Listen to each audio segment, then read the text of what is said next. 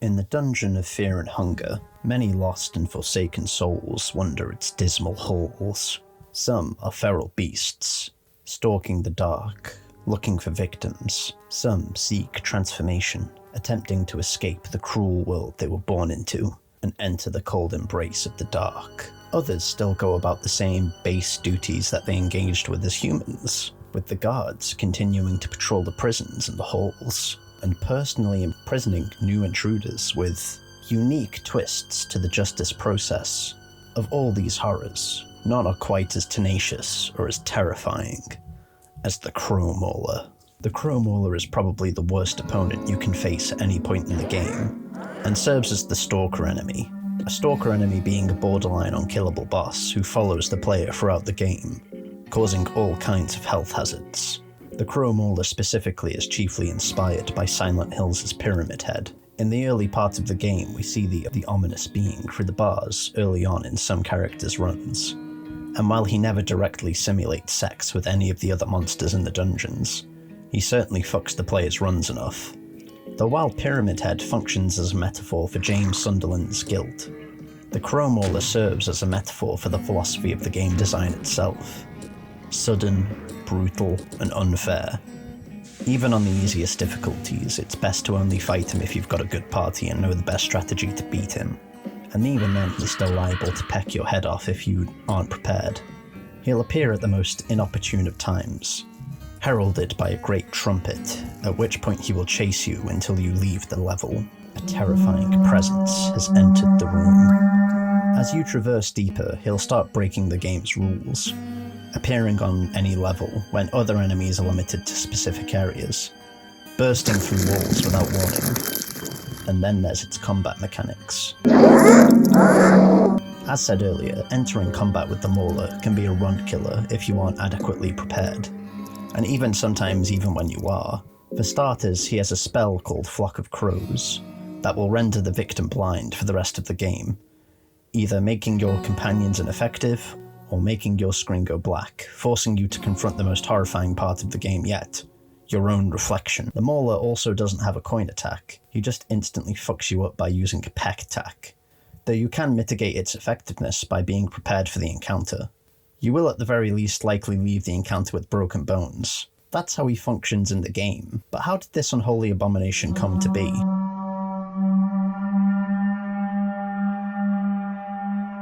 To really understand how all this came to be, we have to look at the absent Captain Rudimer, who acted as the chief warden of the dungeon. If instead of aiding Trorcher like an idiot, you kill him and help reassemble Lord Bookman's party, the party is made up of Bookman himself, Seymour, Jeanne, and Cyril, the Gaunt Knight. Once you've saved them all, if you travel to where you first found Seymour, you'll find the party gone, leaving behind a lump sum of money, a ring, and a note, thanking you for your help and imploring you to kill Captain Rudimer if you find him. Noble warrior of the darkest dungeons, I must approach you with a feeble letter in this time of peril. Our initial mission in the dungeons has failed. We have let down the Captain Rudimer of the dungeons. He is beyond our reach now. If you are to run into him, or what's left of him, spare whatever honor he has left, and let him out of his miseries. We cannot spend a fleeting minute in this darkness, as we fear for our lives, and fear for what we cannot control, our sanity. I must admit with great shame that we must continue our journey without meeting you in person. For all the things you've done for us, I leave you one of my precious family heirlooms, the Ring of Wraiths. May it aid you in your quests to even deeper depths. Greatest regards, Prince Ludwig Book. Rudimer and the Crow Mauler are one and the same, though he still behaves oddly in comparison to the other humans turned into monsters by the darkness. There are several journals that you can find throughout the dungeon that either belong to Rudimer or are directly about what the captain is doing in some way, that detail the quick decline of the dungeon and reveal the captain to be the most fascinating character in the game. Captain Rudimer, 16th of January, 1590. Trorcher once again went too far with his wicked methods. The prisoner was but a child, but already he had to go through so much torture that he shit himself more than he bled. I must say, I'm afraid of Trorcher to a certain degree. Sometimes I think it would do this world justice if I just offed him with my blade.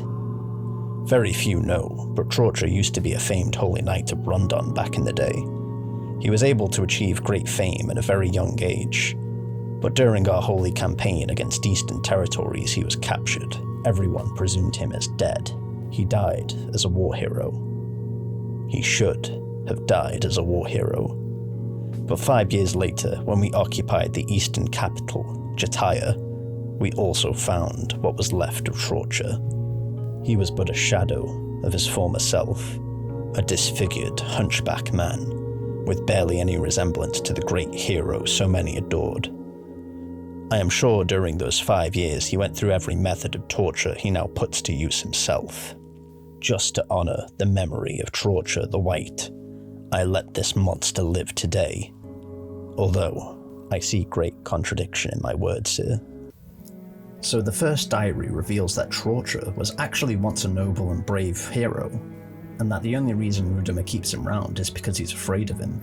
Rudimer though does express some conflict on whether or not he should allow Torture to live, given how much of a sadistic monster he is. He's conflicted, and there's a lot of emotions displayed in the journal. Disgust, fear, sorrow. And you get a sense that Rudimer is wrestling with a sense of duty.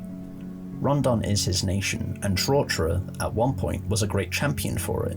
And it's here we also see Rudimer's first major flaw, indecision. The captain knows that Torture is a monster, and that this thing in the dungeon is a facsimile of what Torture once was, and that it would probably be better for everyone if Torture were killed. The captain claims to let this twisted creature live to honor the memory of the great knight he used to be, but also entirely recognizes he's not that guy anymore, and in fact that guy would probably be disgusted by what he's become. And to put it simply, Rudimer doesn't do anything, because he doesn't want to do anything. He's too scared, so he builds these bizarre, contradictory arguments in his own head that even he recognizes as such, to justify staying his hand.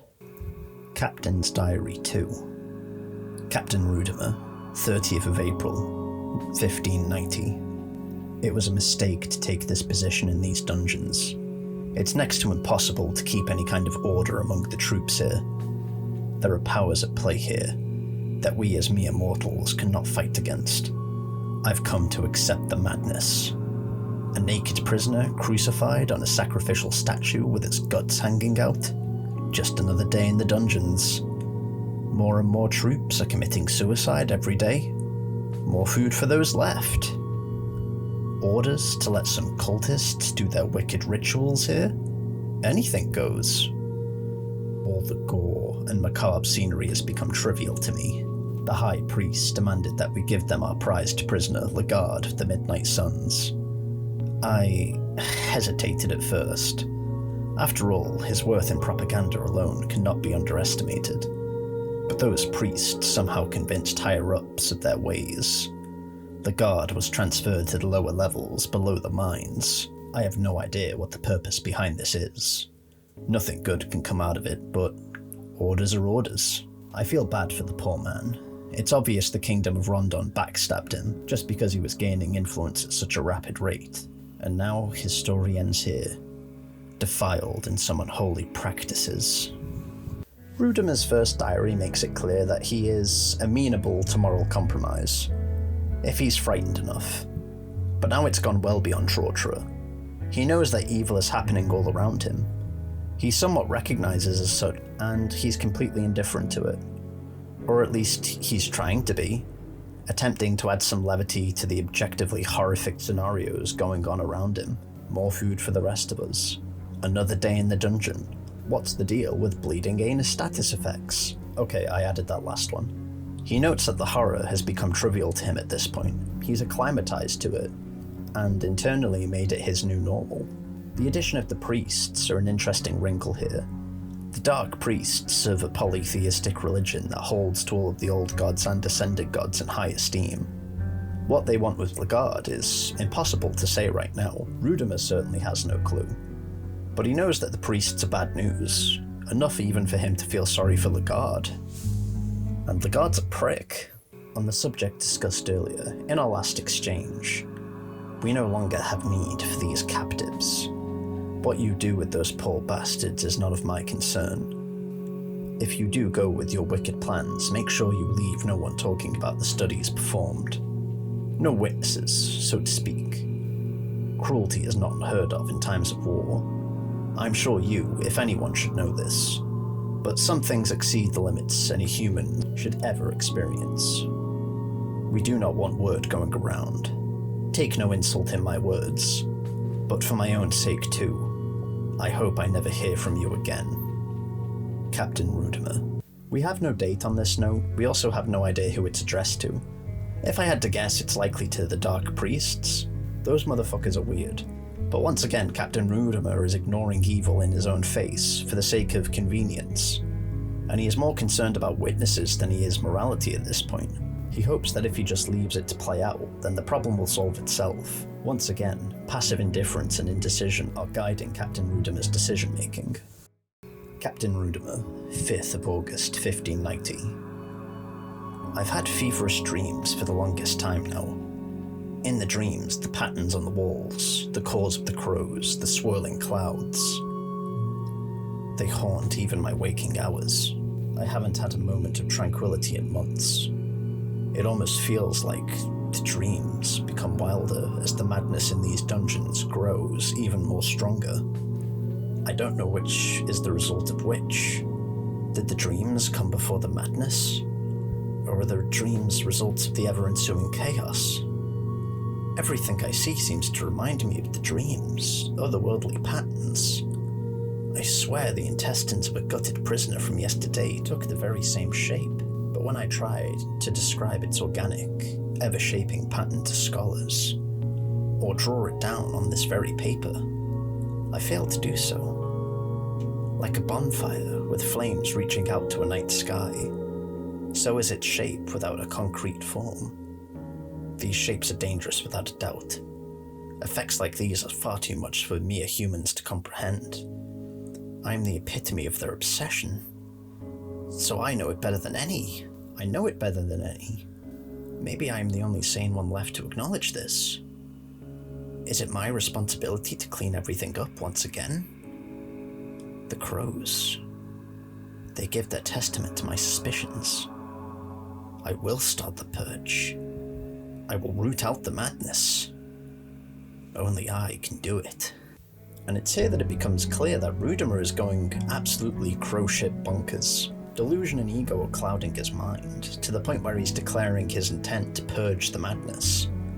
The line, "It is my responsibility to clean everything up once again," is interesting, as up to this point he hasn't done anything.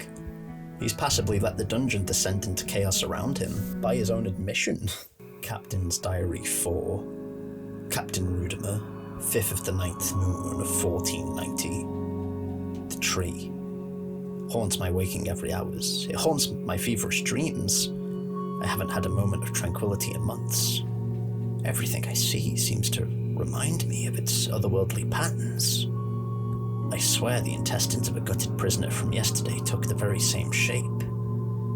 But when I try to describe its organic, ever-shaping pattern to scholars or draw it down on this very paper, I fail to do so. It's like a bonfire with flames reaching out to a night sky, so it's shape without a concrete form. The tree is dangerous without a doubt. Effects like this is far too much for mere humans to comprehend.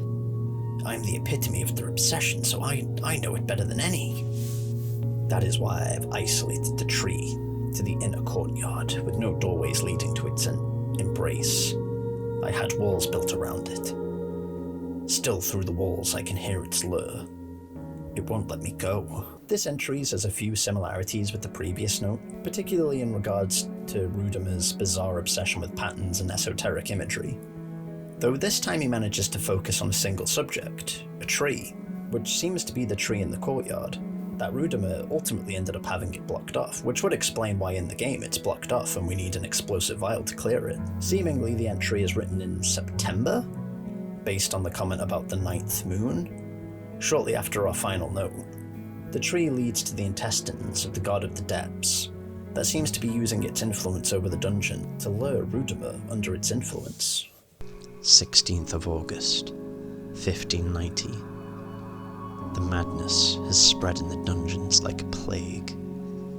Some even suspected the plague that's running wild at the Kingdom of Rondon as the cause for all of this, but the symptoms are very different.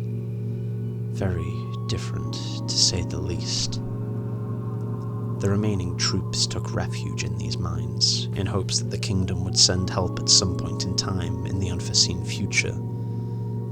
That hope is running low, however.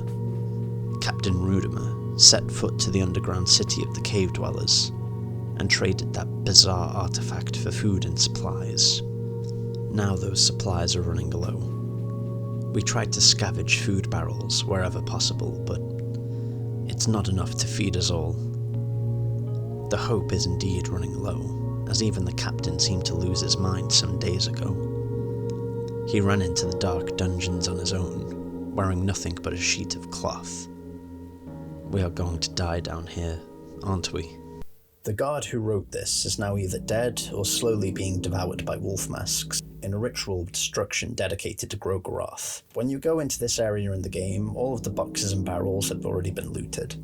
These poor men were led down here by Captain Rudimer, who in a final act of cowardice fled the group into the darkness, never to be seen again until his final transformation. It's really hard to say why he came down here. The soldier claims it was for refuge, but in Rudimer's Journal 3, written at around the same time, he claims that he's going to purge the dungeon directly himself. Though if Journal 1 and 2 are anything to go by, Rudimer is fundamentally a coward, who hides behind his position, and then his indifference whenever he's confronted with evil. In all likelihood, this soldier was the last person to see Rudimer before he would achieve his spiritual catabasis, becoming the Crow Mauler. The Crow Mauler is the greatest servant of the god of the depths, the crow being a carrion bird, an animal that eats dead flesh, stalking the carcass of the dungeon, and in a way is everything that Rudimer wanted to be but couldn't be. Rudimer was forced to work with torturers, murderers, fanatics, being too cowardly or too indifferent to confront them, despite his writings making it seem like he secretly wanted to. Sure, he says things like, "It's become trivial to me now," but if that were true, why would he even document it in his diary to begin with? Wouldn't he be just as likely to say, "I burnt my toast" in his journals if he truly found the horror of the dungeons trivial? No. He's more than likely saying it as a giant cope, to distract himself from his own uselessness. There isn't a single trigger for Rudimer's fall, but rather a long series of moral compromises. Compromises he was making even before the dungeon started falling apart.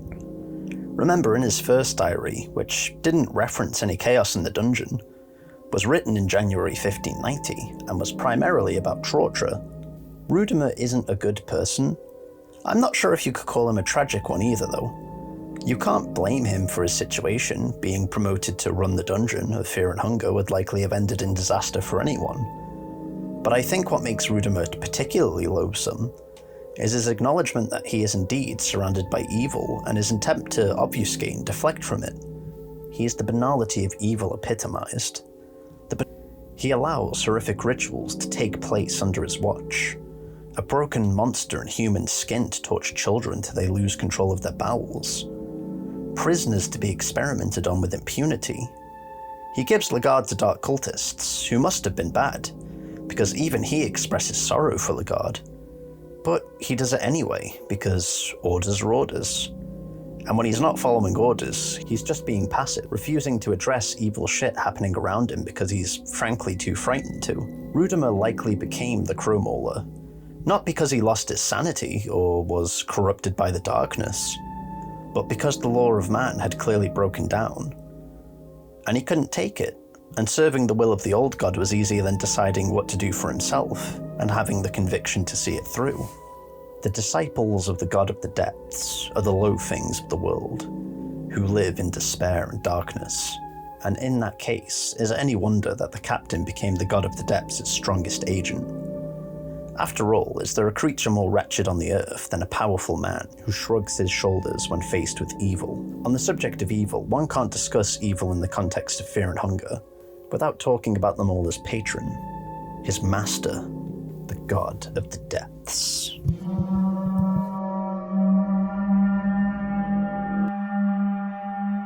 In Fear and Hunger, there exists a loose pantheon of uber-powerful deities known as the Old Gods. So I know what you're thinking. Shit, have I left the oven on? What in the world are the Old Gods? Let me explain. The Old Gods are beings of unimaginable power. In essence, they are essence. They embody concepts inextricably linked to the natural universe. Grogorath, for example, isn't the god of destruction, but rather is destruction. What the god of the depths represents isn't as straightforward as Grogorath, however. Parts of the dungeon are inextricably linked to the napping deity. It's the canon reason the dungeon's layout changes with each character. The ritual circle we see at the very beginning of the game has his symbol drawn in the centre. The god of the depths lies sleeping deep below the dungeon itself, and while this has likely been ongoing for quite some time, if not since the beginning of time, something has recently led to the god's influence exploding out of control. Though it should be said, the god's influence is at its greatest in Vinland, Fear and Hunger's version of the Americas, which have not long been discovered in the canon of Fear and Hunger, though the continent is filled with monsters. When the four main characters arrive at the dungeon, the god of the depths' influence has completely exploded out of control, turning almost everyone inside, bar Trorcher, the Dark Priests, and a few other notable figures, into monsters. The only NPCs that haven't fell under his control have fallen under the influence of other gods, trying to seek salvation in hedonistic pagan practices. Only Olmer, Fear and Hunger's Christ figure, finds himself without any representation in the dungeon. A lone statue weeps blood in the courtyard. The Cave Mother, the guards, the Mumblers, the Night Stalkers, the village people are all creatures of the Depth God in the game. However, they're all unmistakably humanoid. And not just humanoid, but upon examination of their behaviour, they all seem to be engaged in some kind of society. The guards, for example, despite being turned into grotesque ogres, still act as guards, patrolling the prisons and corridors, and even putting the player in a cell if they're able to capture them. The Cockroach King is a monarch, suggesting that it has some level of divine right attributed to it that the other insects respect. The Cave Dwellers have a full-on tribal civilization, though its rituals and customs are as alien to the player as TikTok would be to somebody living in the 16th century, and they all seem to be engaged in some kind of conflict with each other. Not only are they segregated, but there's an outright hostility. When you start the game, there's a slim chance that the Dweller village will be destroyed, attacked by a unique variant of guard, and of course the Cockroach King seeks the death of the Butterfly, both of whom serve the god of the depths and seek his favour, and both apparently are engaged in some kind of rivalry. The Crow Mauler and a character called the Body Snatcher are unique to the rest. The Body Snatcher we'll talk about another time though. The Crow Mauler does what Rudimer felt he should have done in the first place, rid the dungeon of corruption. So what is the god of the depths the god of exactly? Well, I'd say it's the god of passive nihilism. Passive nihilism is a concept that comes from Nietzsche, an existentialist philosopher. According to this essay by Nolan Gertz, passive nihilism is Friedrich Nietzsche described in his notebooks published posthumously by his sister in The Will to Power, a choice between active and passive nihilism. One of his many aphorisms on nihilism was that it was the result of the highest values devaluing themselves. Values such as truth and justice can come to feel like they are not merely ideas, but that they have some supernatural power, particularly when we say the truth will set you free or justice will be served. When these values turn out not to have the power attributed to him, when truth turns out to not be liberating, when justice doesn't ensue, we become disillusioned. Yet rather than blame ourselves for putting too much faith in these values, we instead blame the values for not living up to their expectations. According to Nietzsche, we can then become active nihilists and reject the values given to us by others, in order to erect values of our own. Or we can become passive nihilists and continue to believe in traditional values, despite having doubts about the true worth of those values. The passive nihilist, however, does not want to risk self-destruction, and so clings to the safety of traditional beliefs. Nietzsche argues that such self-protection is in reality an even more dangerous form of self-destruction. The passive nihilist would rather navigate using a faulty compass than risk being completely lost. This sums up Rudimer as a character to a T, and might explain why the other depths worshippers in the games find themselves continuing to fill their societal roles, despite being turned into monsters. In the canon events of Fear and Hunger, the god of the depths dies, and with that you would think his influence would go with him. But in the sequel of Fear and Hunger, Termina, set nearly 400 years after the events of the first game, Osar, one of the playable characters, journeys to the dungeon of Fear and Hunger, and while the structure of the dungeon has deteriorated, the guards and the Crow Mauler are still active within, seemingly still guarding the place. Reminders of a world and an order that no longer is.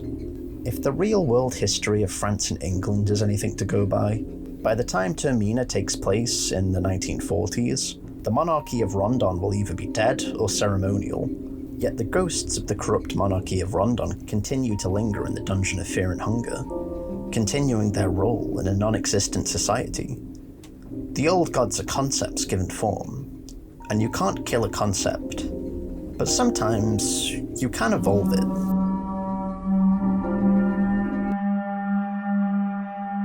Fear and Hunger in a meta-sense is about perseverance. You will die, you will fail, you will deadlock your save by jumping into a toilet from which there is no escape, you'll be frustrated, you will be angry, but if you adapt, learn from your mistakes, and keep going, you will be rewarded with a rich game that's still challenging even after 100 hours. The God of the Depths stands as the main antagonist of the game in a way. They represent giving up, accepting your limitations, stagnation. Nietzsche presents active and passive nihilism as two sides of the same coin. And if the God of the Depths and his servants are examples of passive nihilism, then what, pray tell, in the game acts as a representation of active nihilism? Well, that's a video for another day. Until then, have a blast, and watch my other videos if you feel like it.